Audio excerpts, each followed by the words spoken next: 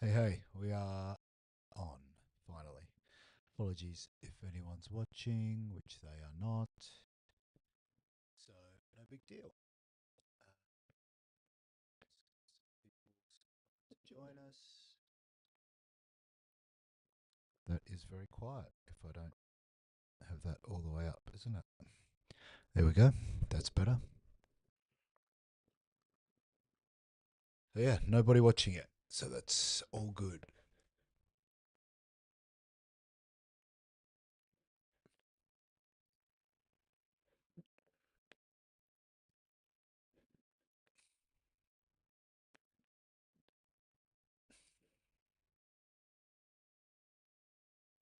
No viewers at all. There we go. Oh, yeah, we have a viewer. Nice one. Welcome, Christy. You are always here. And they're on Friday as well. That's super loud now. Let me just move some stuff around. So, how are you, Christy? Hope you're well. Hope you pulled up okay after Saturday night. It was epic night. We'll get into that a bit later. Um, yeah, hey, three viewers now. We're cooking with gas. Um, so yeah, Christy is always here. Um, Let me know who else is here in the chat if you can.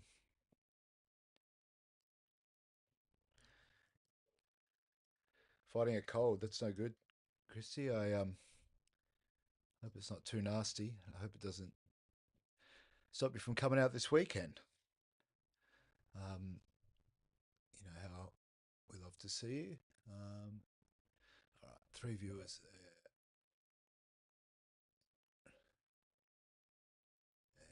And no viewers anywhere else.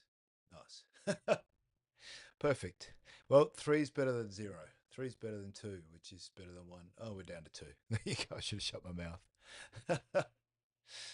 uh, well, I'll just start waffling on for the time being.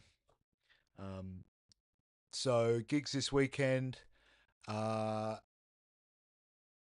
Mind Shift on Friday at Nightshade, which is a progressive slash melodic techno show. So I'll be on the techno end of that. Um, I will be playing 9:30 till 11. Um, so yeah, it should be a good night. Nightshade's quite intimate, so it doesn't take a lot of people for it to look massive, which is nice. And yeah, so we should have a good night.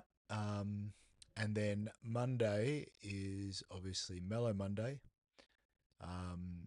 at the Garden Room at the Marion again, which is where we had the last one. Um, and yeah, that's a house vibe with myself and Pedro, which is DJ Moshman. Um, just playing house, disco, progressive house. So that's a Laranja Grande gig. The Friday night at Mindshift is a BOF gig. For those that don't know the difference, BOF, well, I'm both of them. BOF is techno and Laranja Grande is house to make people's lives easier when they see one or the other the um, on the flyer. Bruno, how are you, mate? Good to see you on Saturday night as well, mate. I hope you had fun and hope to see you this weekend at either of those two shows. Um, yeah, so we're up to four viewers. Let me just waffle on with some more stuff. The other show that we have coming up is Christmas in July on July 25th. Back to Cosmos Club again. 2-room party, main room techno, smaller room house. And I'll be playing in the techno room. We'll have H and Lissy closing again, which is what we had on Saturday night. Anyone who was there will tell you that they absolutely killed it.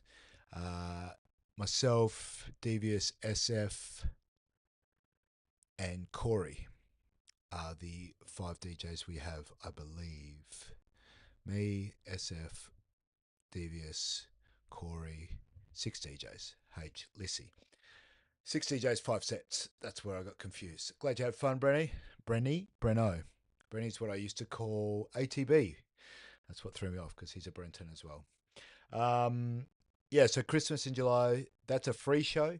So you won't need to fork out any of your hard earned cash for that one. That will just need you to register online to receive a free ticket. That's a thank you from us to all of you for supporting us over the past 18 months or so since our first show in Easter. It doesn't matter if you went to any of the shows or not, we still want you to come and have a good time with us. The house room, I am unsure who the DJs will be at this stage because I've kind of handballed that over to, excuse me, Bobby from Phase One to take care of that. So obviously, I'll be catching up with him tomorrow night at his show. Um, yeah, if you do want to go tomorrow night, use the code BOF5. Gets you $5 off Mineshaft tickets.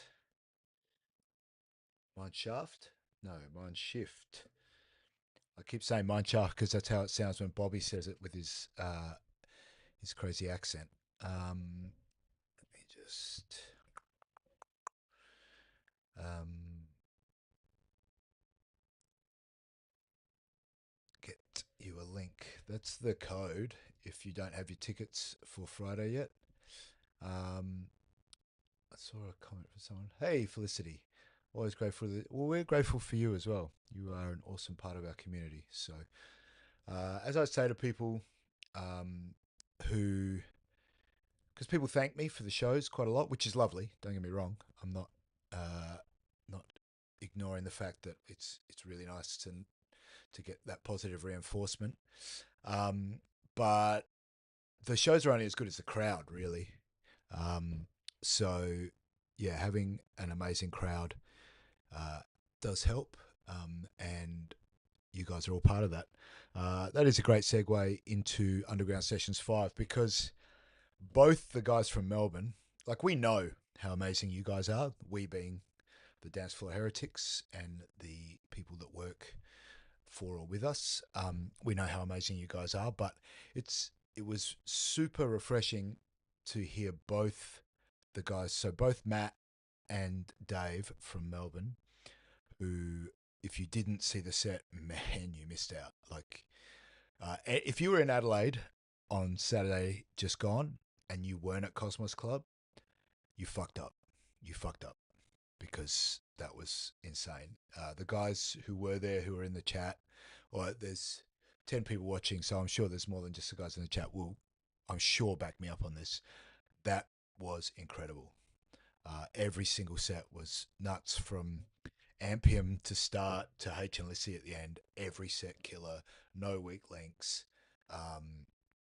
Yeah, just bonkers. But the guys from Melbourne, whose 3 hour back to back set was insane, both of them took the time to say to me, "Hey, you've got something really special with this crowd. Like, these guys are amazing. They're up for it.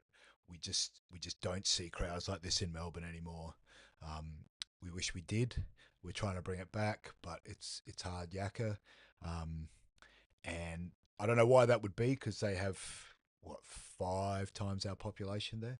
They must have, you know, 500 or 600 people at least that are cool, right? Uh, yeah, yeah. Corey saying it was a great show. Shane saying it was a great show. Yeah, it was just like the shows are always good, but I think that was our best one yet, personally. Um, they're always the best one until the next one, right? So, um, but yeah, if you weren't there, Les in the chat, because it's Adelaide. I think that's meant to say Cos, not Cox, but maybe that's a foreshadowing of the next guest we should have. I don't know that we can afford Carl though, mate. Sorry. I wish we could, but yeah, he's in that 6 figure range these days, I think, and we don't have a 6 figure budget for the show total. So yeah, Coxie would be amazing though. Can you imagine how good it would be to have Coxie in that intimate setting though? Like it used to be. Like the first time I saw Carl was at Aqaba, and Aqaba holds like 650. Um, and it was packed, so it probably had 750 or 800 in it. But that's still Coxie with under 1,000 people is just it was so good. And then he's played there twice, so um, yeah, it was just like you just don't get the opportunity to see guys of his caliber in those intimate settings. That's kind of why I tried to coax everyone along to come and see Schumacher and Bolland earlier this year, because we had a room that only held 400, and like 400 people to see those two guys is like you just seriously you unless you're in Berlin or something and they're playing like a tiny little club because they want to, um, like you just won't get that opportunity. I don't think you'll get that opportunity again. Like so, once again, if you missed out on that one, you also fucked up. If you're in Adelaide, obviously people were doing other things. I know Wu Tang was playing the same night in Melbourne, so there were quite a few people over there uh, getting their heads wrecked or protecting their neck or um, yeah, but uh, yeah. So on to Saturday night. So 11 hours of just back to back amazingness. Yeah, it's hot, sweaty, and gritty is a great way to describe it, Breno. Just it was like going back to like 93, 94 for me. That's when I started going out, but I'm sure there'll be people that can tell you that 91 and 2 was similar. Um, yeah, like just to be able to see guys of that caliber in those intimate settings where you can literally go and chat to them, like you meet them. They like I don't know how many people got a badge from Thomas, but it was a lot. Um, like Thomas was just in the crowd, like giving out his little tech fucking techno smiley face badges. Like it was like I like I said keep repeating myself, but I don't think you will experience that with guys of that caliber many times again in your life. Um, like it's to me it doesn't make a huge difference because obviously I get to meet him anyway. But like to have Thomas Schumacher hand you a badge as just a regular punter, and I don't want that to sound like I'm being dismissive of regular punters because anyone who's met me knows that I love you guys. I've got so much time and respect for all of you, but you know, you go to a show like a festival size show, or like so say like Electric Island was on a couple of weeks after our show, you would not have got like you wouldn't have seen Aman Van Helden walking through the crowd giving out badges. It just like it's just because it's not that sort of show, and that's no shade on Aman Van Helden. It's just not that sort of show. It's a big festival size show. They're the shows that these guys should be playing, and we just got lucky that because we had a short runway, um, we got an opportunity to put those guys on in a small venue, get an intimate setting for the people who were there. Yeah, just very very unique thing that I hope everybody who wanted to be there got to be there. But yeah, if you missed it, you missed out. Yeah, and so Underground Sessions 5, not quite nowhere near the same thing. Obviously, Matt and Dave, whilst are both icons of the Melbourne scene and the Australian scene as a whole, really. Um, they're not at the caliber of Thomas Schumacher or CJ Boland or Carl Cox for that matter. And so they they took the time to just mention how special you guys all are, and for that I just I thank you from the bottom of my heart for making them feel special. They're both lovely people. Uh, anyone who's in the chat, we got 7 viewers, so there may not be anyone who had a chance to have a chat with them on the night, but if you did, just chuck your impression of those guys in the chat for me because they're just really nice dudes. Just like like Matt's part of the Detroit techno militia, right? That's like the peak OG Detroit techno movement right now, and he's like a legit member. Like they give him all dog tags if you become a member, and you can't buy your way onto that. You can like there's no way to join the Detroit techno militia unless you get invited. Um, so yeah, he's of that caliber, and then just hangs out in the crowd, talks to people. Yeah, having a great laugh with people, doing dance moves in front of the camera when people wanted to film him. Like just proper lad.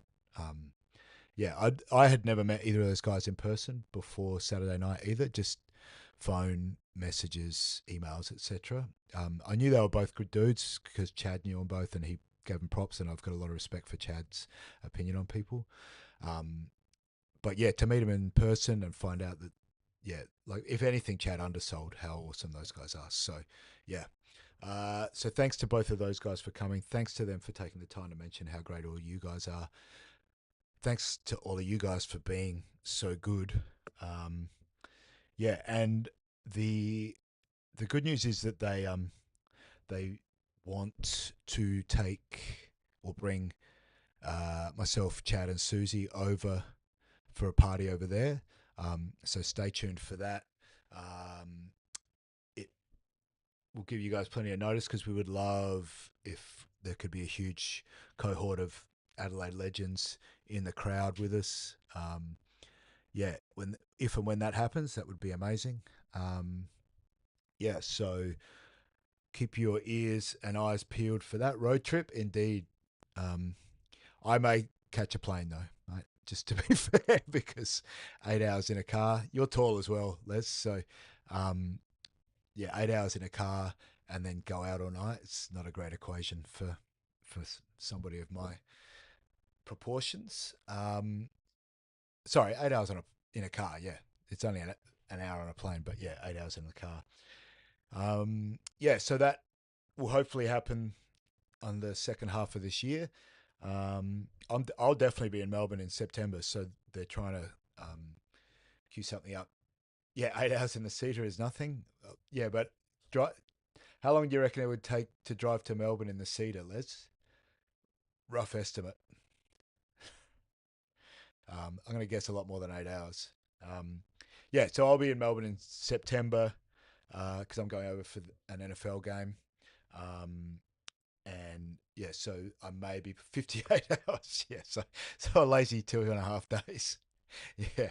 Uh, and hey, Jamie, good to see you, mate. Jamie is in the chat. That's Raveman78. He's here from Germany, so big ups to him. Um, yeah, so yeah, I'll be there in September. So hopefully, they're trying to line something up for me in September as well. So if that does happen, I'll let all you guys know if anybody wants to come over. I'll do my best to make sure that we get at least cheap tickets for you, if not free tickets, depending on how many of you want to come over. Um, all right, what have I done? Let me just start ticking stuff off so that I don't repeat myself any more than I already have a tendency to do. We did Mind Shift tomorrow night, Mind Shift Nightshade. Code is BOF5, all caps. If you haven't got your ticket yet, get you $5 off. Mellow Monday is this Monday as well. Tickets are still available for that. That is in the garden room at the Marion again, which is a beautiful space. We will be doing house disco progressive with myself and Pedro / DJ Moshman. So that's the Laranja Garage show. I know we have Sessions 5 we have spoken about, and Christmas in July we have spoken about. We also last time talked about a New Year's show with a very intimate kind of show, 100-ish people, BOF and Laranja Grant and BOF with guests is the plan. So here's my question to you guys. I don't think I can do a poll in here, and there's only 6 of you now, so clearly I'm doing something wrong because people keep leaving. But what are you thoughts on New Year's show? Right, New Year's Eve till about 2 in the morning, or New Year's Day afternoon show. Let me know in the chat which would be your preference. I'll probably go to the tribe with this as well, but this will give me a quick indication on what people are thinking. Probably get 3 and 3 either way, so um, which would be hilarious. But yeah, just let me know what you think.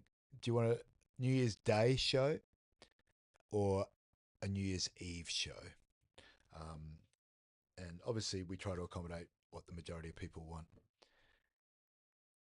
There would the New Year's Day show would probably not be at sunrise, Bruno, and the New Year's Eve show wouldn't go to sunrise because we just can't do that anymore. Um, yeah, that's a fair thing, Christy. Getting a there we go. I knew we'd get half and half. So far we've had a non-committal from Bruno and an on the fence but New Year's Day. Sarah wants New Year's Day, but she wants it in Darwin. It's a hell of a commute for everybody else. Day for SF.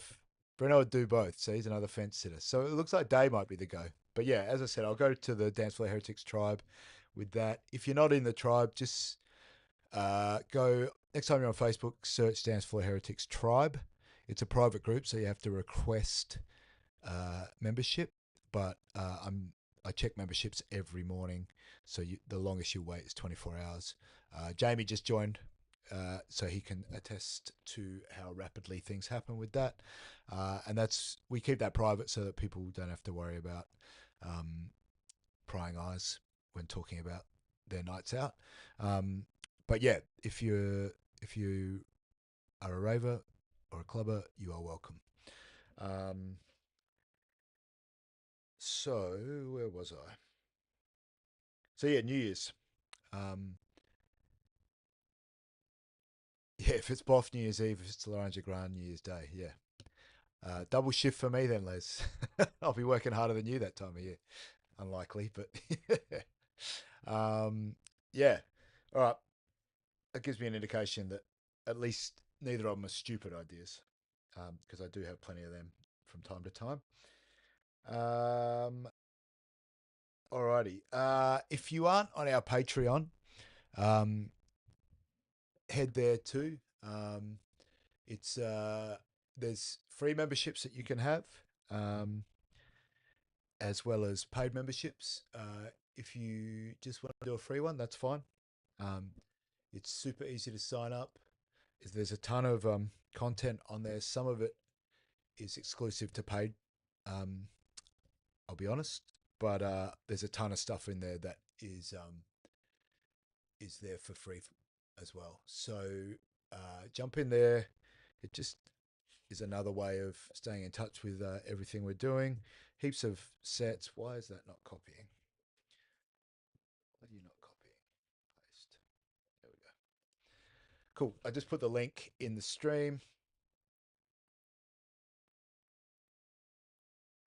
Yeah, I know there's so much going on New Year's. That was kind of I don't think you were here last week, Breno, but the idea behind the show and why we'd keep it exclusive is because um, and that's thanks for prompting me because it's a good segue for anyone who wasn't here last week, and it's always good to just reaffirm this stuff. The idea behind this is that, in my experience, basically this century, New Year's has always been a letdown. So I've just like the last decade, I really haven't done a New Year's. I don't reckon that has involved anything other than maybe watching a couple of movies with my wife and going to bed before 10. So, so we're trying to reverse that trend, but I I know that there's a lot on that night. I know that there's also a lot of people that go away that sort of time of year. People go over with their kids, they go camping, they go overseas, all that good stuff. So people are a bit thinner on the ground. So by keeping it intimate, similar to what we did with underground sessions. We started with 50, and now we're growing and growing and growing. Um, but we want to. I never want to grow to the point where, like, I would never want underground sessions to become like, say, reunion festival. Not that there's anything wrong with reunion festival, but it's just such a diverse crowd, that not like they do roughly 6,000 people there, and they have like four, five distinct crowds on five distinct wavelengths, and I like these single room parties for underground sessions where we just have everybody like channeled. Everybody's doing their thing. Everybody's on the same wavelength. You know, everybody's in the same zone, if that makes sense.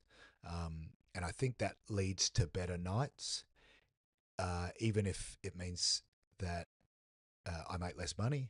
That's fine. I don't really do it for money. It's nice when I make money. Don't get me wrong, but the shows, uh, like I lost money on Saturday night and still had a wicked time, and it was a wicked show. And so I think I still count it as a success, if that makes sense. But hey, Kerry. Yeah, so uh, we're trying to reverse the trend, and what the goal would be that the people that come to New Year's keep coming to New Year's, and it gradually grows with like-minded people, but never gets massive. Like maybe 500 tops, like tops, probably not even, like maybe 250. Um, yeah, we'd have to see where it's at, but yeah, the idea being that people have such a good time that they want to be at every single one after that, kind of like underground sessions, um, and yeah, and then hopefully we can grow it where we would maybe, this year it would be all locals, obviously, but if there's a vibe there that it's going to grow, maybe we get Matt and or Dave over again for the next one. Um, yeah, so that's the idea as well, Bruno, is that because I also understand that a lot of people get kind of lonely that time of year. I'm not suggesting that's you, Bruno, but uh, I know that some people, if you either don't have family here or you're not close with your family, or because it's tough if you're not, because everybody's with theirs. So this could be an idea just to overcome that as well. Um, yeah. So that's in the pipeline. Um, yeah, cool. Next thing, like we did this last week. I think people enjoyed it. So I'm just gonna shrink myself beep, beep, beep, beep, beep, beep, beep, down to that. Why is that still there?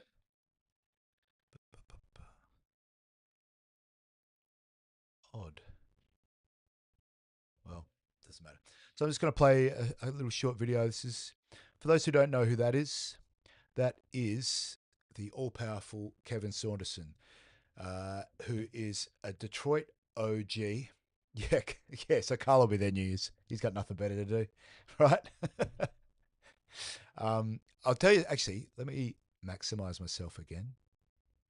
Uh, I'll tell you a story. Carl played here on a New Year's once, and he played Melbourne. He played Sydney, Melbourne, Perth, and Adelaide all in the same night because he had a private jet. And I think he played. I think he played Perth on New Year's Day. He played like an early. Was it Sydney and Melbourne? It might have just been Melbourne. I think maybe just Melbourne. So he did Melbourne, flew to Adelaide, played like a. So he played like a midnight set in Melbourne, flew into Adelaide. This is my memories really failing me on this one because it's so long ago. It's probably 25 years ago. He played a relatively early set in Melbourne, flew directly to Adelaide straight afterwards, played here, got back on the plane, and flew to Perth and played there. And like he would have made like stupid money that night, like enough to pay off a house in '99 or 2000 or whenever it was. Corey at the Perth gig, yeah. I was at the Adelaide gig. Um, yeah, it was disappointing because normally he hangs around and we get to have a chat. Not we, as in just me and him, but everybody has a chat because he's such a lovely guy. But yeah, he just had to. He flew in, drove to the gig, played for 2 hours, got back in the car that was driving him, went to the airport, got back on the plane. See you later. So yeah, it was. It was anyway. Back to Kevin. So Kevin Saunderson is a Detroit OG techno guy. You would know him. If you don't know who Kevin Saunderson is, then you will probably know one of his pseudonyms. So he is Inner City, he is Tronic House, he is the Reese Project because his middle name is Reese. He is a bunch of other stuff. There's another one I'm thinking of, but I just can't find it in my brain. So like prolific producer throughout the 90s and up until today. And this is a little short, what are we talking, like 13-minute documentary thing on how they made the follow-up to Big Fun. So Big Fun was the first big track that blew up for Inner City. You'll still hear people playing it, including myself. I will probably play it on Monday. It is a timeless house classic. Anyway, enough waffle from me, despite the name of the channel.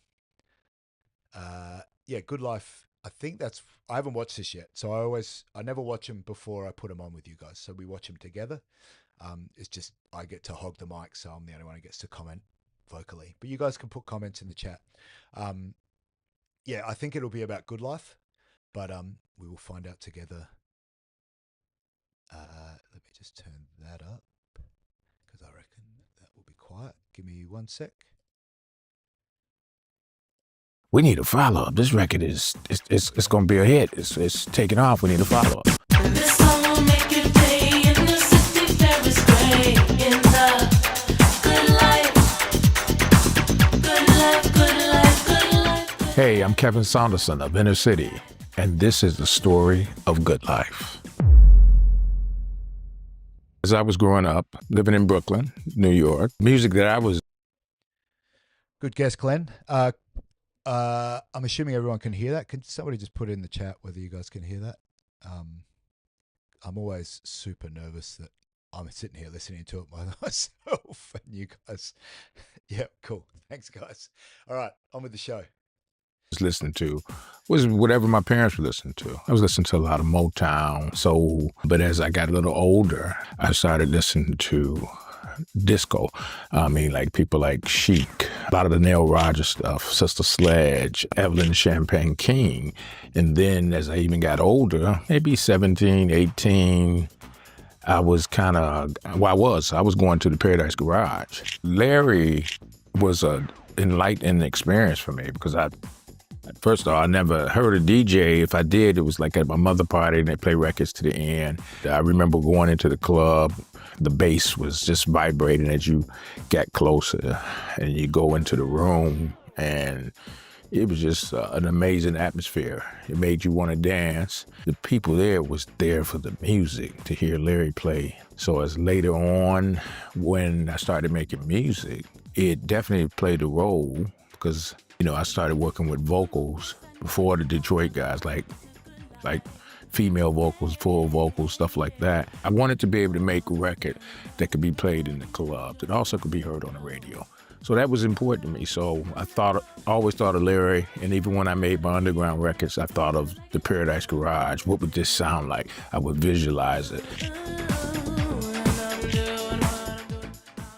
So Cream, yes, that was my first release. It came out on Metroplex at first, and then I re-released it and started my own label, KMS. As I said before, vocals was my thing. I wanted to do a vocal record, so that's my first stab at it. So I had no experience working with vocals. I didn't have a lot of experience making music, but I had the drive, I had the grit, I had the passion. Two things really helped. My brother, Ron, he was all around music and bands, and he was very technical. So he explained a lot of the tools to me that I was using because the books really wasn't user-friendly back then. He helped me understand a lot, but Juan Atkins came in and put the icing on the cake.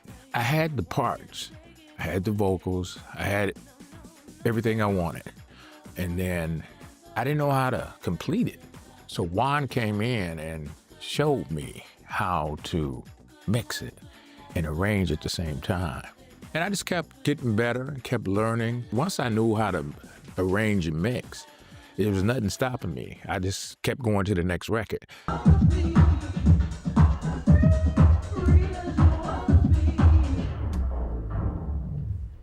The connection between Chicago and Detroit was good. We would go and taking our records, giving them to Farley. He would give them to the other mix guys, DJ International, Gramophone Records. We would go just give them copies, right? Sometimes we would have boxes already of our records, like 50 to 200, and we'd take them down there, and they would just buy them right then and there. So that was exciting. I met a guy called Terry Housemaster Baldwin. He was a producer out of Chicago, just like the rest of those guys.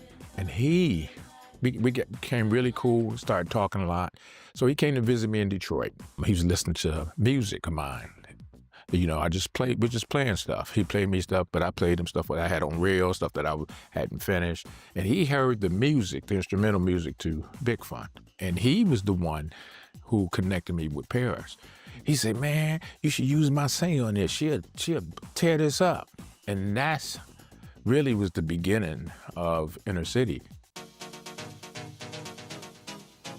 I met Paris Gray. I sent her the instrumental. Gave it to Terry probably. He took it back, gave it to her. It was like on cassette. We had a conversation over the phone. Gave her the idea what Inner City was about to me, and it needed to be uplifted, needed to be happy. She wrote to it, and obviously eventually she became the singer. Sung it to me over the phone, brought her to Detroit. So back then I had 8 tracks, and one track you had to use for like SMPTE code to lock up to all your MIDI instruments, right, to make with the tape. So I realized I didn't have no more tracks left. So Big Fun was 7 tracks. That's what made that record, 7 tracks. And now I needed to add vocals. So Juan had a 16 track. So I took my reel there. He had like an attic in his house that was like a studio. And we recorded Big Fun right there. Big Fun was already blowing up through the summer, September, maybe October, 10 records at the time, which was a sub-label of Virgin, Contact. So Glenn prefers Big Fun over Good Life. I don't know. That's like choosing between my dogs. Yeah, I think Good Life has more good mixes, remixes, but they're both incredible. Yeah. But yeah, if you have a preference, chuck it in the chat. Let's get on with the video.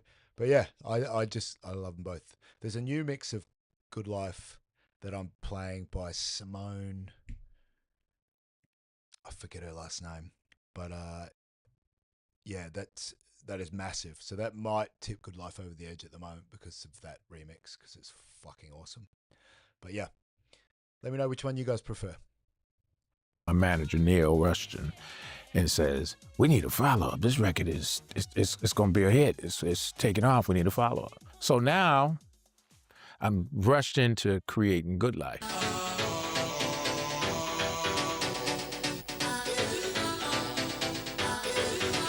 Let me take you to a place I know you wanna go. It's a good life. I'm in my apartment, and I call James up. I tell him it was time to do a follow-up. James never showed up. So now it's like, well, I got to get this done. My vision when I went into making Good Life was, how can I make something that connects to Big Fun? That was my thoughts, and still keep it uplifting. Basically, I just went in there and started vibing. I came up with the main riff pretty quick. I added a little string part, obviously did the drums, arranged it for what I had at the time.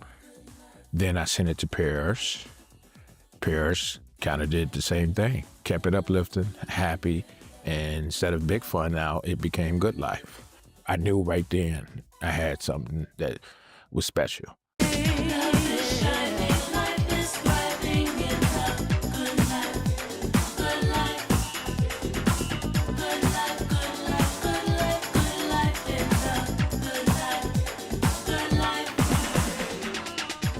So when I heard it over the phone, I immediately went to Chicago. Correct, Les. Simone Zino is absolutely correct in terms of the remix. It's a monster. First heard that played by Carl. So we go full circle from the start of the stream. Carl Cox played it at, I think, Hamburg, at a rave in Hamburg that I was watching. Yeah, and I was like, man, I need this. And so the hunt began. Chicago. She recorded the vocals in Chicago at a studio that Steve Hurley worked out of. Well, I got the parts back, and I did my mix in Detroit, which really became basically the radio version. I added more parts after Paris vocals to support her, and I had my keyboard player come in. His name was Roy Holman, which was my fraternity brother. Just say, "Come on, man, I got this record. I want you to add some additional parts," and that's what he did. I mixed it in at Pearl Sound Studios in Detroit with a guy, engineer called Ben Gross. He was pretty advanced at the time, and he had a big knee board. So that's really how Good Life happened. And it was right out the box. It was fire, you know. Everybody was going crazy for it. A lot of people wonder where I came up with this great sound, this great chord riff from Inner City. For those who don't know, do you know a record called Let's Get Brutal, Nitro Deluxe? So me and James, we were being experimental back then. So we took a note off the record, just like one note, and sampled it. One note that became a chord that we were able to play over the piano. So it wasn't like a sample and we stole something, but we were being creative and took that sound and blended it with another sound to come up with that magical feeling. We were using the tools we had to be creative, and sometimes you have to think outside the box. Sometimes when you create a record, you might take a loop from something to give you inspiration and you get rid of it. Well, that was one of the ones that really stood out. So I'll let people know that years later.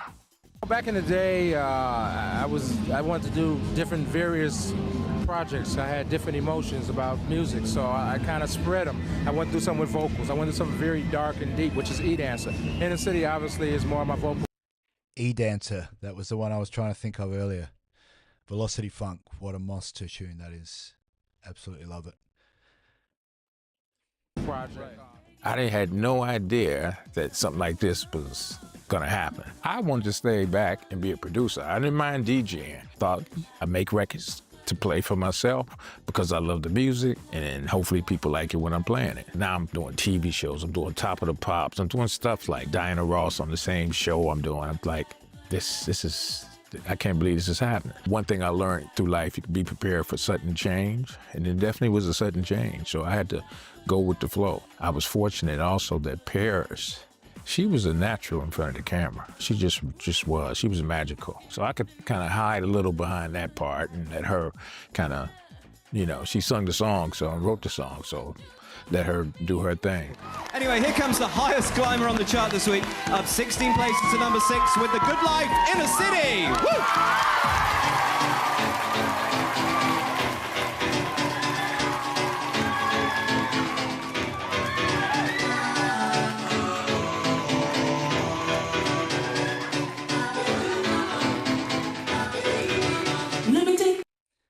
How bad were those cheesy, mimed music TV shows like Countdown back in the 80s?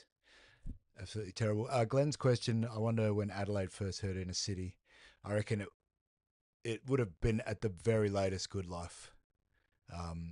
Because, yeah, this track was enormous. I reckon it would have been Big Fun. Somebody like Cam or somebody like that would have been playing Big Fun in, I think it came out in like 88. Glenn probably knows because he's the oracle of all things release-wise. But, yeah, I think it was like Cam or one of the guys, but maybe PhD, those guys, they would have been playing it back in the late 80s for sure. Get to a place I know you wanna go. It's a good life. Hey. Yeah, it was different. I mean, you know, I'm playing a keyboard that it's not really no sound coming out. It's like a PA. Paris is singing. It was just completely different. It was so, well, it was pop. It was just pop music and pop success. Everybody that was on the show was having some kind of success in the charts, and we all were kind of in the same pot. That was something else.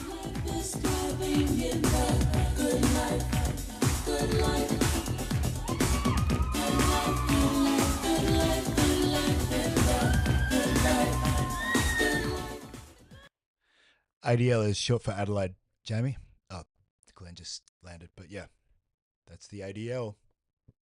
It's like my baby. It's something that is part of me, you know, even though like through time Paris couldn't continue. So we took a break. When I heard my son making music and it was sounding like me, and I was like, that sounds like something I would have did. That sounds like something I would have did. It just made sense to keep it going. We had so much great music from the past, and he liked working on vocals. I thought, well, I love making music. He loved making music. And we found a singer in Detroit that was local. She's a great performer. So I thought, let's just keep it going. So that's why it's still here today.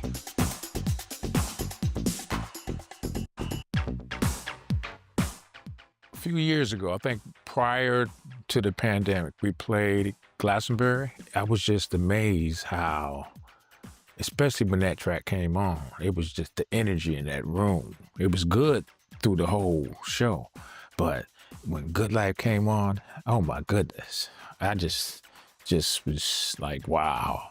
All these years later, so powerful. That just was special to me. Those records, especially Good Life, just touched so many people around the world. And, you know, you hear the stories, how it changed their life, how it's so magical, how it made them feel so good. It's a great feeling to know that I created something that can touch people in such a way.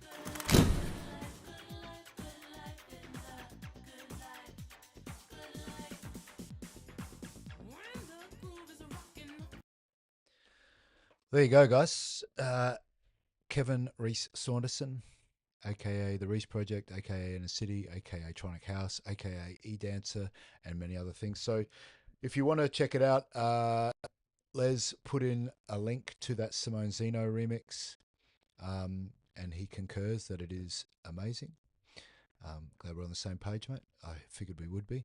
Hey, Flipper. And for those who are interested in hearing more of Kevin's music, Inner City actually released a full album last year, I think. Maybe late the year before, but there's We All Moved Together as a track off that I played a fair bit of. It's got Idris Elba on the intro. So yeah, that kind of shows you where Kevin's at now, from scratching around to find a vocalist to now making tracks with Idris Elba. So yeah, you might say he's made it. Cool.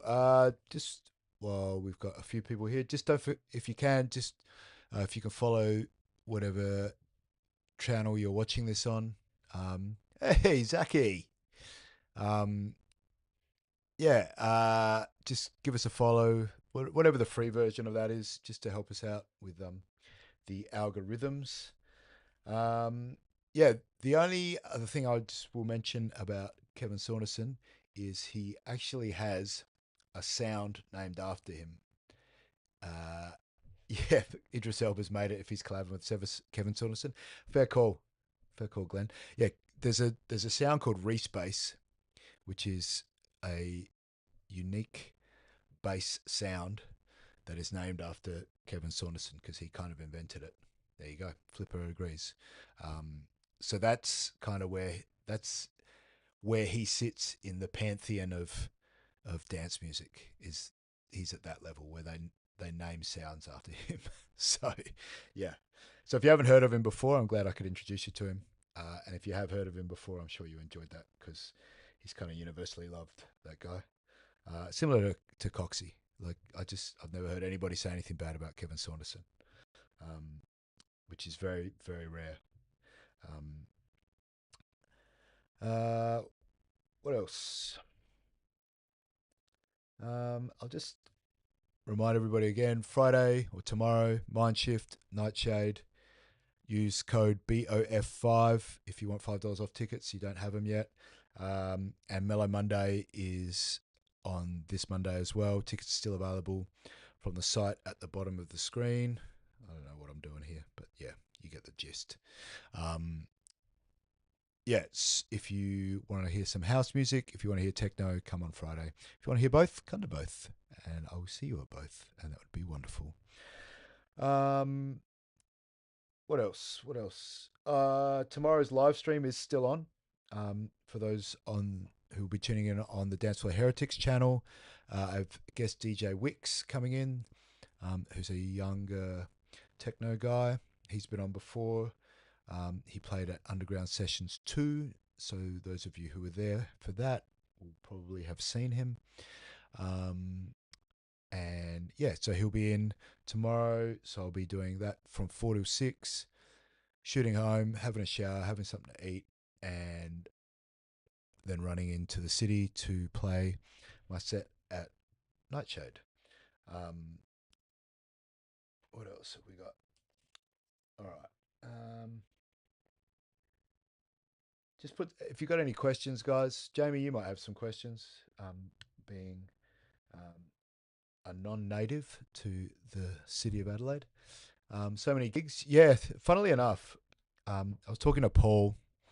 I'm sure most of you know who Paul is, Paul Hammond, late last year, and he said to me, "What's your goal for next year, in terms of DJing?" And so last year I played 6 gigs,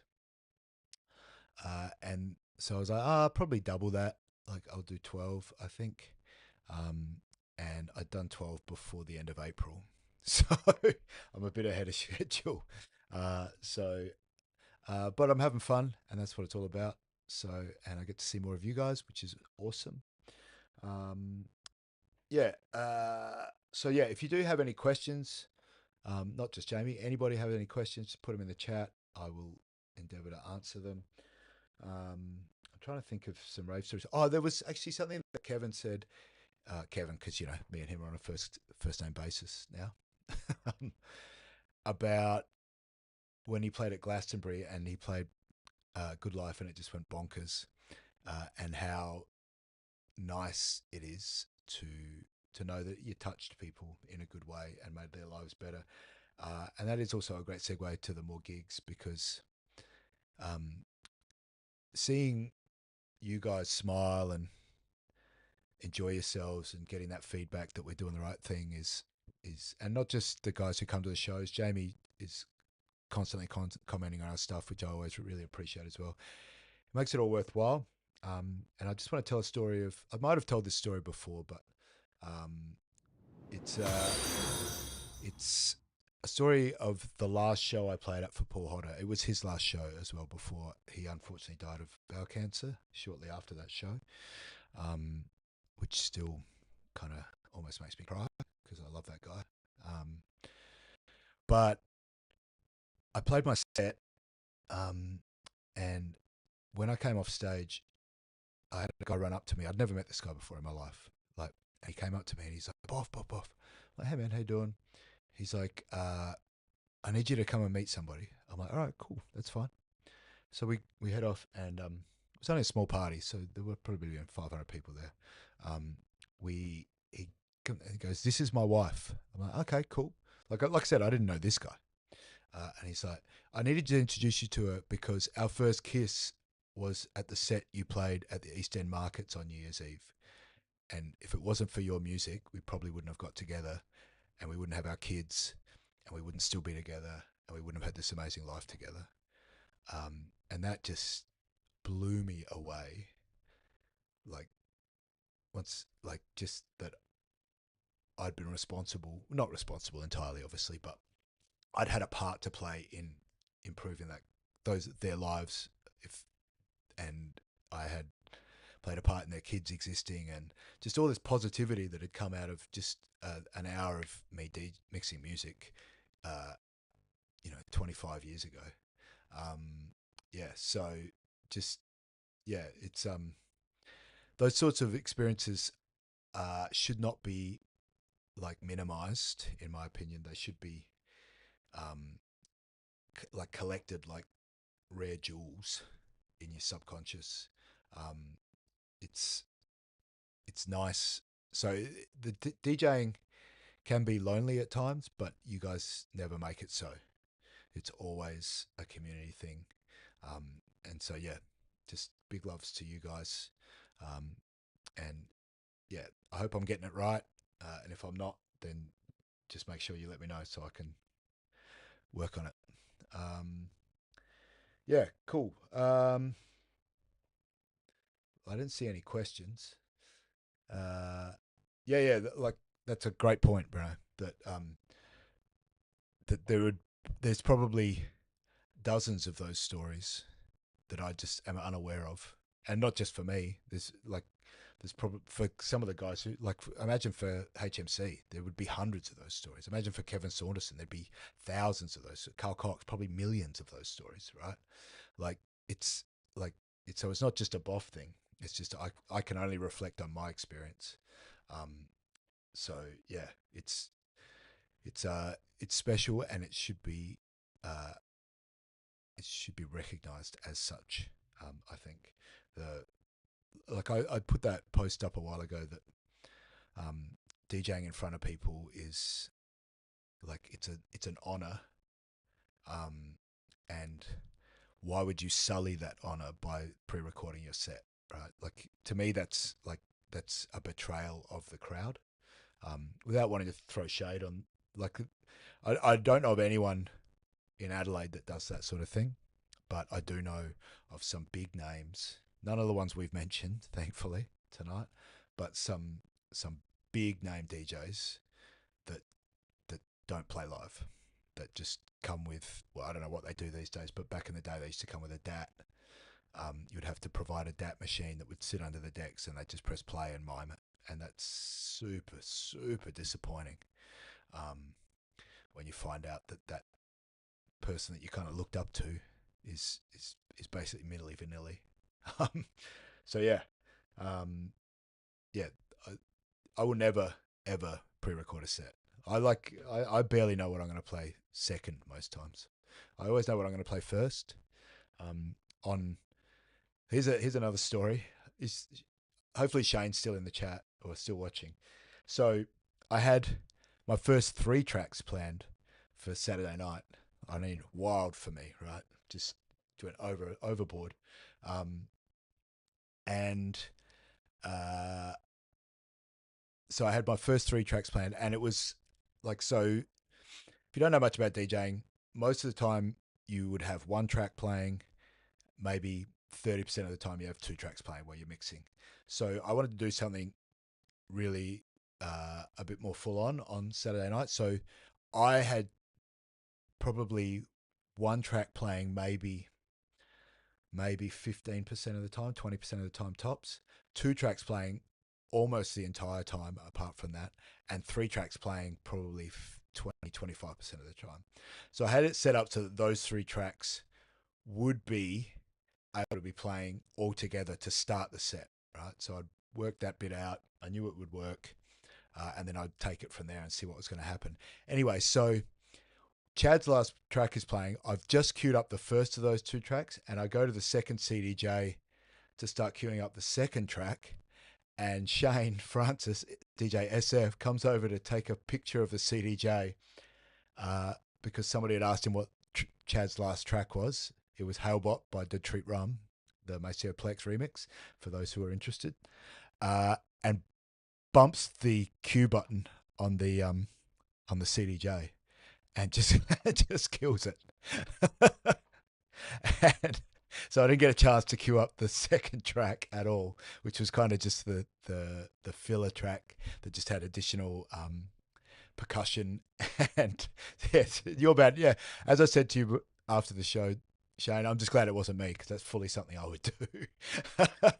So I'm laughing about it, mate. It's all good. I managed to slide that track in later in the set anyway. So yeah, I didn't even get to play my 3-track fancy beginning. So it's CDJ, Jamie. That's the the machines that we play the music on. It's that's what it's called. It's a CDJ 3000 is what the ones we were using the other night are. Yeah, so I for the first time in I don't know how long, I'd planned out the first 3 tracks of my set, and I didn't even get to use the planning, which is a sign from the DJ gods not to do it again. I think so. Yeah, a little bit of rave history was created by you, Shano. Good work, mate. And you gave me a story to tell on the stream, so I love you for that. And yeah, so that was pretty funny. I thought. Yeah, don't feel bad, mate. It's just a mistake, and it was near the end of Chad's track anyway. So yeah, and as I said, I fit that track in later in the set as a 3-banger as well. So yeah, it all worked out for the best. Yeah, we all love SF. We do. A true legend. Yeah, cool.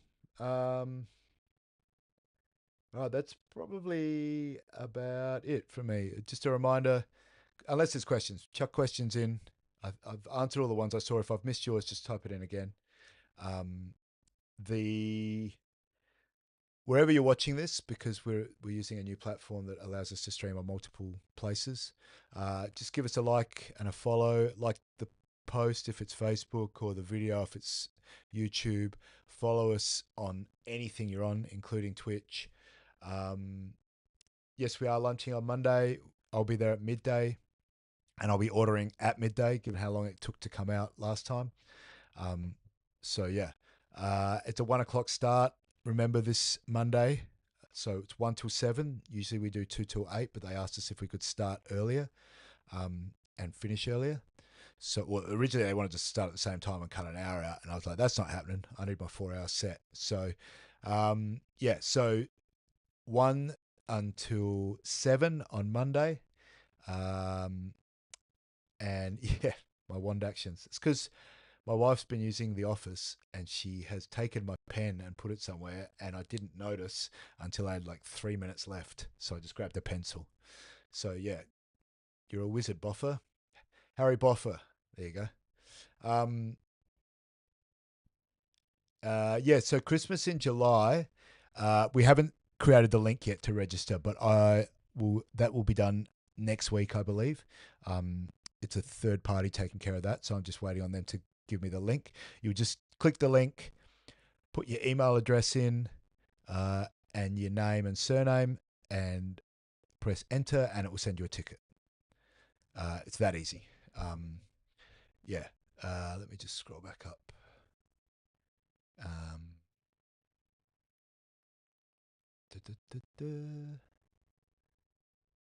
right. I don't think is the Christmas party live streamed. Yep, all our shows are live streamed, mate. Tomorrow's Mind Shift show is not one of my shows, and as such, I have no control over whether it gets streamed or not. So yeah, I will say if you are on the fence about coming to Mind Shift tomorrow night, the sound system in Nightshade is unbelievable for a club that size. They're running Function Ones all through the club, which is, for those that don't know what a Function One system is, it is the creme de la creme of a club system. It's a club that holds about 100 and, well, they said 120, but I don't know if you could put 120 people in there, to be fair. So yeah, the system is, it's probably a $60,000 sound system at a guess for a club that size. It's just a nuts equation. So yeah, it's it would be well worth it just for the PA. Where are we? So that was what's RPH's new system? I'm not sure what that means, Bruno. Is there something you would like to achieve for the remainder of the year? You spoke at a dozen sets before. Well, yeah, I've already capped out that. Let me think.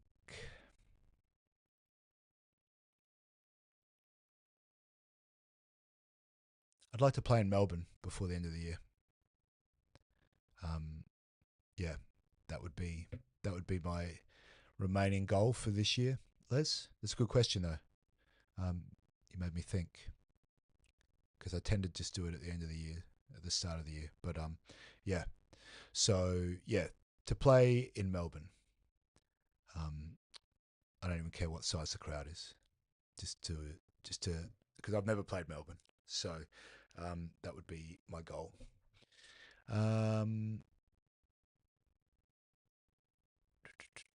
Where do we live stream them? We live stream on our other Twitch channel, Sarah, which is Dance Floor Heretics. So if you are on Twitch right now, but I don't think you are, I think you're on Facebook, judging by the little logo they've got.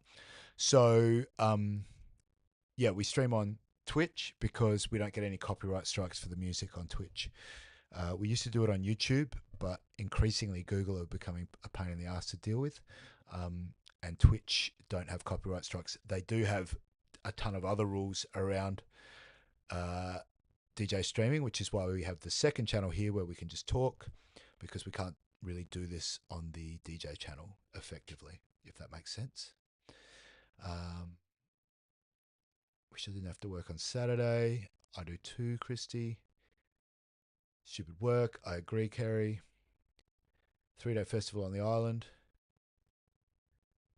You've been here the last 2 weeks, though, Flipper, so you need some home time. Pause.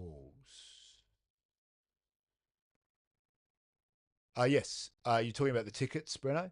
I assume? Yes, it is Paul Hammond's new system. Yep. Any new tracks? Yes. The 2 tracks that I played of mine at on Saturday at Underground Sessions 5. Well, Deep Sessions Tech, which I've already had tracks released on, want to sign it, but it's also sitting with a bigger label right now, and they're assessing it. So I don't want to jinx that by saying the label's name or anything. So it'll be signed by the end of this week. So that's the 2 tracks are Malice and El Jefe. You can listen to both of them on our SoundCloud. Yeah. And get a sneak peek. But yeah, so those 2 tracks will be signed by the end of next week, I would say, whether it's the big label or Deep Sessions Tech again, which is kind of a smaller niche. I think they're Greek. Yeah, they're the ones that released The Entity and Bolo, in February, which was my first release for those guys. Available on Beatport or wherever you find your music. They're on Spotify too. If you're on Spotify, you can all do me a favor after this stream and go and find The Entity or Bolo, Bolo, by BOF, and play it 1,000 times to get my streams up. That would be amazing. Or just once would be nice, even. So new track. Glenn, does that mean you're coming for Christmas, mate? Because that would be amazing. Breno agrees the Nightshade sound is good. Heard a guy that's playing Marvel may need a starter. I'm not sure what that means, Kerry. Sorry. Oh, cool. Dave's playing Pluto 101, which is the track of Flips that I played on Saturday night at Ministry. Next weekend or this weekend, Flipper? I think it's this weekend, isn't it? Is that the show with Cam and what's his name? The pommy bloke. I forget his name. I don't need the mastered, mate. They do the mastering for me. Thank you anyway. Yes, it is nice to have options. Oz. Yeah. Thanks, Jamie. I always appreciate you're always super positive, mate. I love that. But yeah, both great tracks. I have them both. Almost enough for a vinyl press. Yeah, the problem with vinyl these days is it's super easy to do, which it never used to be, but it's now super expensive to do, which kind of contradicts itself, right? But like I looked at pressing like 50 of the Entity and Bolo when that came out, and it's like $45 each or something. So it was just ridiculous. Because all the vinyl presses now are like niche. They're not they're not production lines like they were in the 90s. So in the 90s we pressed Flip's record, and I think we paid $5 each for them, for 100 of them. And now you're looking at $45. Like I know things have got more expensive, but so you've got to, if you want to sell those records for a profit that is even worth doing, it's just not even feasible. So yeah, but yeah, it would be nice to have some stuff on vinyl for sure. You just need to know you're going to sell enough. That's the thing. Like if you Cam repressing like acid tracks like he did just recently, that's crazy. Melbourne gig, you might have missed it, Kerry. Like so, Dave and Matt were mentioning that they're keen to get myself, Chad, and Susie over for a show sometime later this year. So let's see if that happens. I'm not sure about Dom Dollar. Not sure what he's doing. He's doing very well for himself. That's what it is. It's obscene to press vinyl. Yes, it is. Yeah. It used to be cheap because they would just load your master into a machine and it would just go and spit them out. Now they're pressing one at a time, so that's why it's more expensive. Yeah. Cool. I think that's all the questions. Hopefully Melbourne bound. Yeah. I said earlier, probably before you were here, Flipper, that I'm in Melbourne in September anyway for something else, and the 49ers are playing the Rams at the MCG, so I'm going over for that. So Matt and Dave said that they will try and line something up for me then when I'm in town, but at this stage, no promises. Dom Dollar gig is the Marvel gig I meant. Sorry, September also. Okay. That might be around the NFL being there because there'll be a shitload of people there. Like they sold the MCG out in like 2 days or something. Like it's crazy. So yeah, there's going to be a ton of people in Melbourne. So yeah, I didn't know what you meant by Marvel gig because I always forget that they called their stadium the Marvel Stadium or whatever. Yeah, cool. Well, if you're in town, Kerry, I'll be letting everybody know if I'm playing over there for sure. So it would be cool to see a familiar face in the crowd. What else? What else? I think that's probably about it. I'll just leave you with one little tidbit of information. I always finish on these things that an NFL debut, mate. I'm a 51-year-old man with 1.5 knees that function, mate. There's no way that NFL's going to be good for me. Those are very, very large, scary human beings. I want nothing to do with a 340-pound man that can run 40 meters in under 5 seconds. Nothing at all. Yeah. So my little gripe for this week. Last week it was about the rage baiting of the commercial news stations, for those that remember, and how they just try to keep you upset. And social media is a similar deal. This time it's about what they told us to be upset about. So I've seen a few people reposting this. Albanese got a pay rise, and everybody's upset about it. The thing that I would say is, one, the pay rise that was mentioned was over 4 years, so it wasn't as everybody. I think it was $50,000. So it was over 4 years. It's still a shitload of money, and I agree that he's not doing a great job right now. So those aren't the arguments I'm making. But for context, in the same period of time, Pauline Hanson, the People's Polly, right, the working class People's Polly, has had a rise of double that, and they didn't mention that, and that's how they control you. Without wanting to be a conspiracy theorist, they tell you what you need to be angry at, and it's just like people are too gullible in this day and age. So if you saw that post or you reposted that post about Albo getting a $50,000 pay rise, just Albanese is our prime minister, Jamie. Be glad you don't know who he is, because he's like I said, I didn't mind him in his first term, but I think he's been very poor this since he got voted back in. So yeah, just it was just a great example of the manipulation and the games they play. So if you saw that or you reposted it or yeah, if you were suckered by it, and it's very easy to like because they deliberately play on what they know will annoy people, and then you're just annoyed, so you have a knee-jerk reaction, and then next thing you know, you haven't done the research that you probably should have into the subject. The best I saw was somebody posted, "We need to get Pauline in as Prime Minister." And it's like, dude, she's been her pay rise over the same period of time is over $100K a year. Think on that.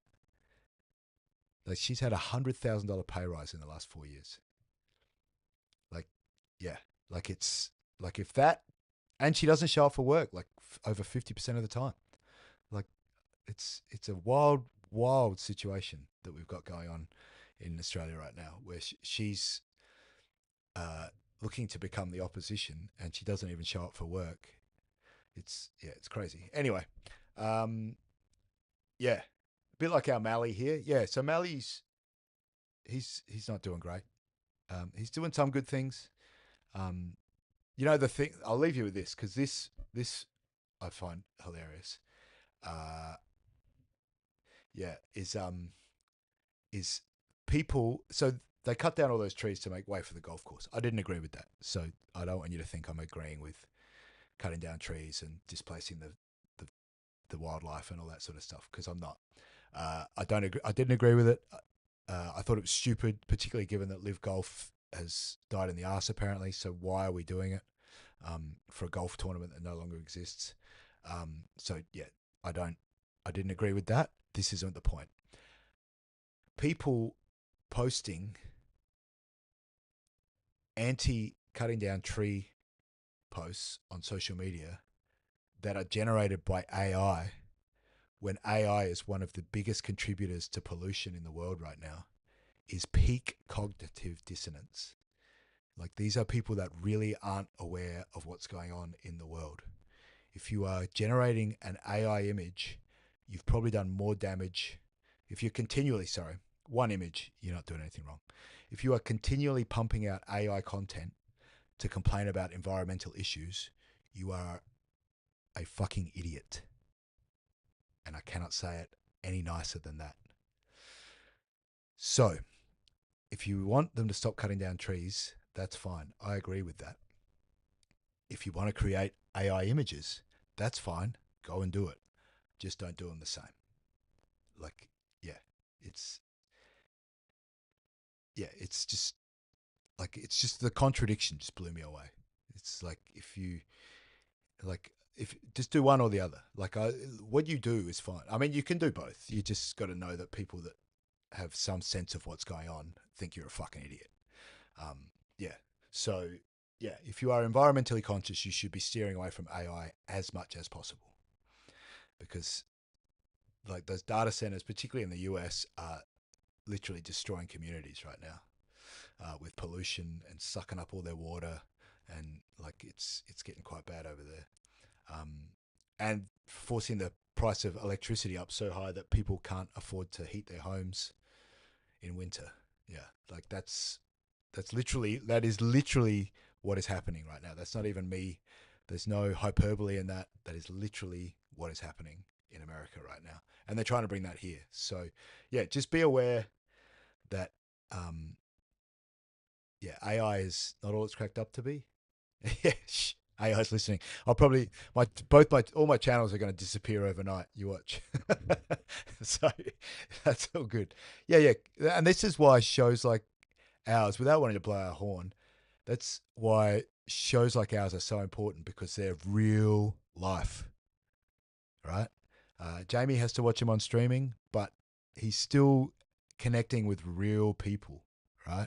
We exist. We aren't manufactured. We're not a data center. We're not a bunch of, like, these connections are real, and they are what will save us from falling into this dystopian nightmare that seems to be what Elon Musk and Mark Zuckerberg and all of those guys want for us. And yeah, if we stick together, we'll be all right. So I'm going to end on that positive note.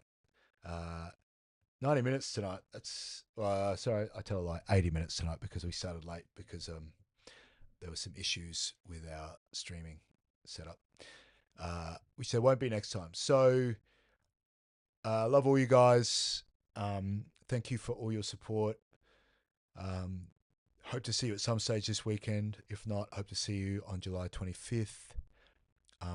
If anything comes up between that, between now and then, I will obviously let you know. I'll keep trying to do these at least once a week. I have a ton of new videos I want to watch with you guys. Actually, I'll tell you what. Do you want me to find another video to close out on? Just put a comment in the chat. Do you want another video or do you want to call it a night? Gary says yes. Breno's got to make his new tinfoil hat. Video? All right. That's 2 yeses. That's enough. All right. It only goes for, it's like an 11-minute video, guys. So You know what time it is. It's the same guy from last week. Who knew? If you've ever struggled. Nope, that's not the one we want. All right, give me 2 secs, guys. Shrink myself so that you can watch the video. And then, but you don't want to watch that one. You want to watch this one. You know All what right. time it is. What time is it? You all know what's coming. Are you ready?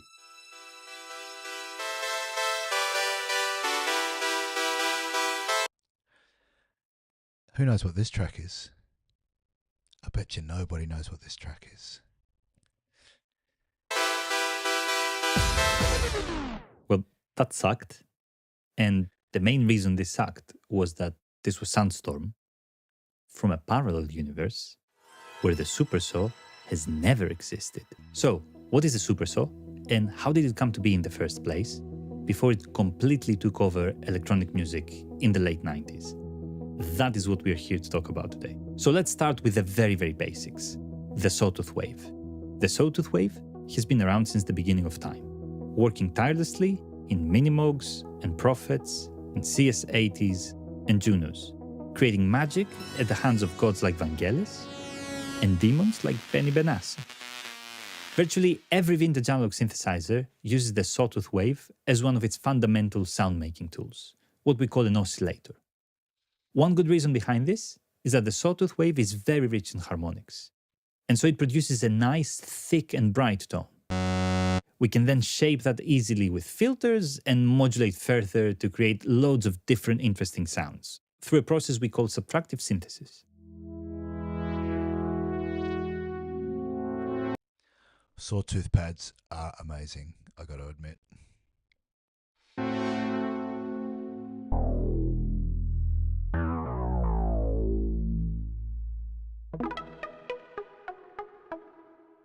Now, in the 80s, the era of those subtractive analog synthesizers was coming to a close, and one of its biggest final bosses was the Roland Jupiter 8. Released in 1981, the Jupiter 8 had 8 voices of polyphony. That means it could basically play 8 different notes at the same time, which was a big deal. And each one of these voices could trigger 2 oscillators. Thank you for spelling that correctly, Kerry. I really, really appreciate that to the core of my being. For those that don't know, people were misspelling baseface B-A-S-E all week, and it drove me so insane that I had to put a comment in our private chat to say, guys, you're fucking killing me. It's B-A-S-S. Which could both be set, for instance, to sawtooth and slightly detuned against each other for extra thickness. At the same time, it had a unison mode that would trigger all 8 voices when you press the key. So, all of a sudden, you could have 16 slightly detuned sawtooth waves all playing the same note. And because this is an analog synth, all of these waves will be even more out of tune and out of phase with each other, creating this huge thick sound. This is basically a proto-super saw. It's monophonic, you can only play one note at a time, and you don't have precise control of the tuning or the relative volume of all the waves. But undeniably, this is the ancestor and the inspiration for the super saw. But the technology for that wasn't ready yet. Fast forward to the mid-90s, by which point the old analog synths had been almost completely wiped out by new fancy digital technology. New instruments that could synthesize sounds using complex maths. My DX7's back. Pre-recorded samples, or a combination of samples and digital waveforms. And these new machines had loads of polyphony, they were more reliable, they didn't require constant tuning, and they were usually much lighter. But they were also very complex and proved notoriously difficult to program. A lot of artists just relied on the same factory presets that had been used in countless tracks by this point, and they were slowly starting to sound a bit cliché. Most importantly, their user interfaces were the polar opposite of user-friendly. And the joy and Can confirm the DX7 is an absolute bastard to program. Yeah, I don't think there's any point pulling it off the shelf flipper. I think it needs some TLC, and for what I get out of it, it's probably not worth spending that money. But it's a great piece of decoration for the studio. I do love it. hands-on experimentation of programming a good old analog synthesizer had been completely sacrificed for the sake of supposed sleek and minimal design. So, a small electronic drum company in Sweden, Klavia, saw the gap in the market and decided to act. Enter the Klavia Nord lead. With a distinctive red body and a panel covered in controls, it was strikingly different to all the synths available at the time. And it brought back good old-fashioned subtractive synthesis, but with a twist. Everything on the synthesizer was still digital, so it had none of the drawbacks of the old analog instruments. Klavia called this virtual analog synthesis, and the Nord was an immediate success. It turns out that most synth players actually really enjoy designing sounds and fiddling with knobs. You buy yourself a tape recorder, you just record yourself for a whole day. I think you're going to be surprised at some of your phrasing. Anyway, the mood was starting to shift. Digital samples were out, virtual analog was in, and synth companies rushed to copy this new trend. We got the Korg Prophecy. Blech. I hate how this thing looks. The Yamaha AN1X and the Access Virus. Roland was also paying attention, but they were planning to use the technology for something bigger. What if they could create a successor to the Jupiter? And what if this time they could make the old huge unison sound, but polyphonic, and easily controllable with just a couple of controls? That was one of the challenges that project lead Takanari Arakaki set for the engineers. Full marks on that pronunciation. That was insanely good. Yeah, I just wanted to point out the Nord lead. A friend of mine, Tom, some of you would know him as DJ Madness, had one of those, and it was fucking insanely good for the time. It was like maybe late 90s. It was just, it had so many things that we'd never even thought of. Like you could play the left-hand side of the keyboard and the right-hand side of the keyboard as different instruments, things like that. It was just so good. It had an acoustic guitar setting on it, and when you played it, it would make the sound of the fingers sliding up and down the fretboard. Like it was just, it did things that I'd never thought a keyboard would do. Sorry to segue onto the Nord, but yeah, they still make incredible keyboards. They're just like amazing. An oscillator that could produce as many detuned sawtooth waves as their limited 90s processors could handle. And that was exactly what they achieved with the release of the JP8000 and its rack mount brother, the JP8080. Inside the JPs was a new sonic weapon that would soon be unleashed into the electronic music scene, and they named it the Super Saw.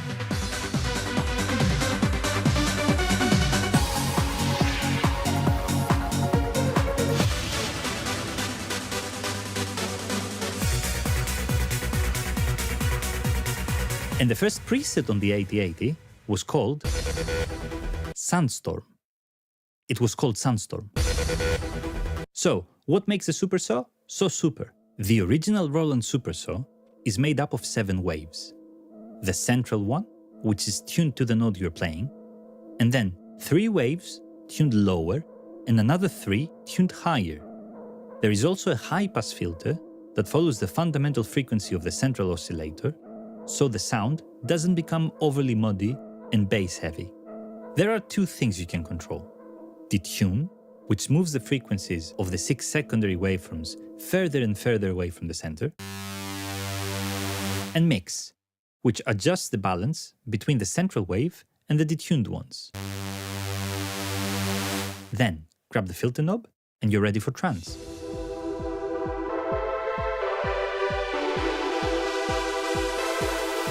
You can see now why playing these synths is so enjoyable. Here's some more trance.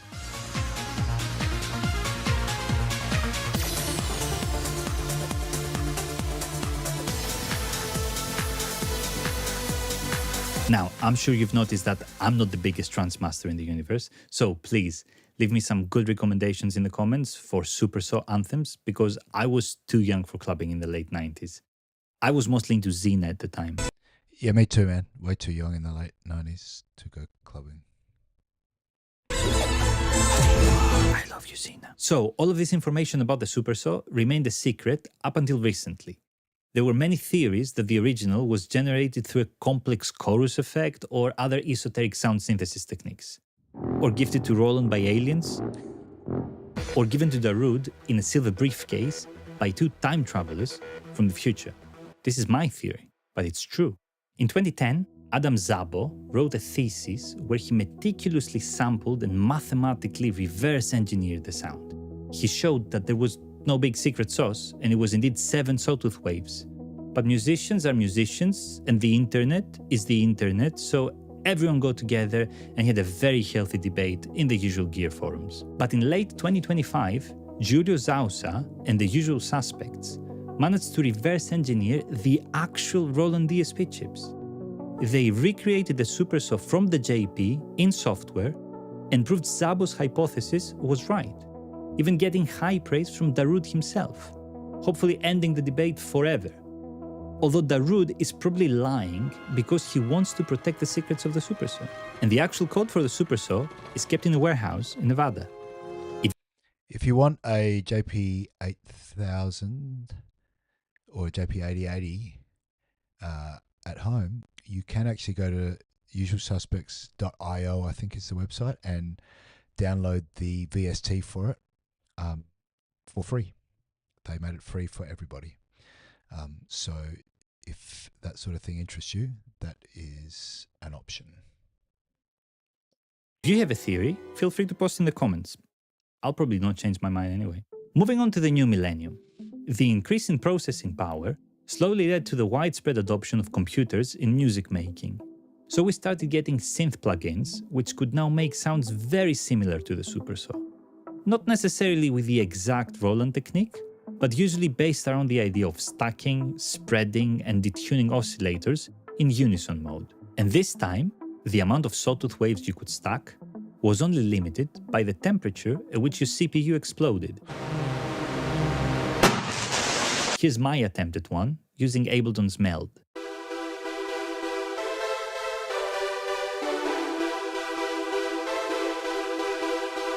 At the same time, mainstream pop was becoming increasingly electronic, and the super saw sound was entering very pop territory.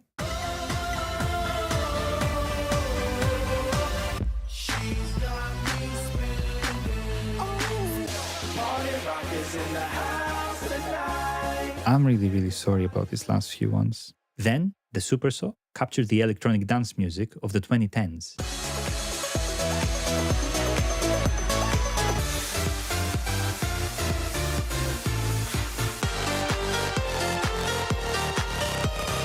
Now, we're lucky to have entered a new golden age of hardware synthesizers, and hybrid synths with precisely detunable digital oscillators are perfect for getting thick and lush super saw sounds. The Virus TI was probably the golden standard until it got recently discontinued. I tried making some super saws using the Novation Peak.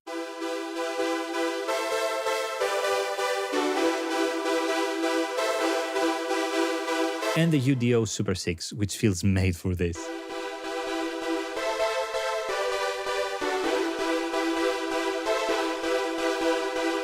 Now, we might be overdoing it by stacking so many sawtooth waves. What if we just kept it simple and only used a couple?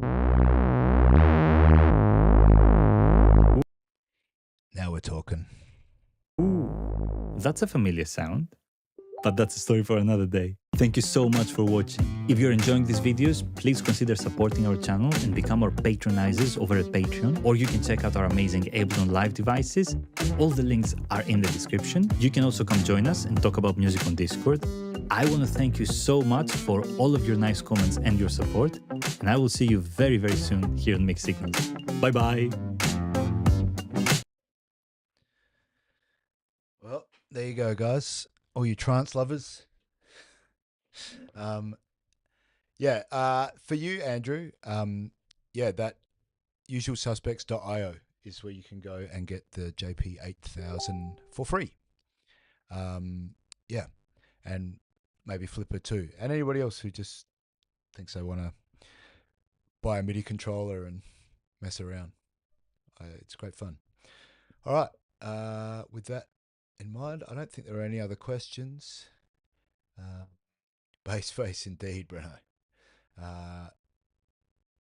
Swedish House Mafia, I never understood those guys. They don't make house. Like, they make that shitty EDM. No offense to anyone who likes that shitty EDM, but I think it's shitty.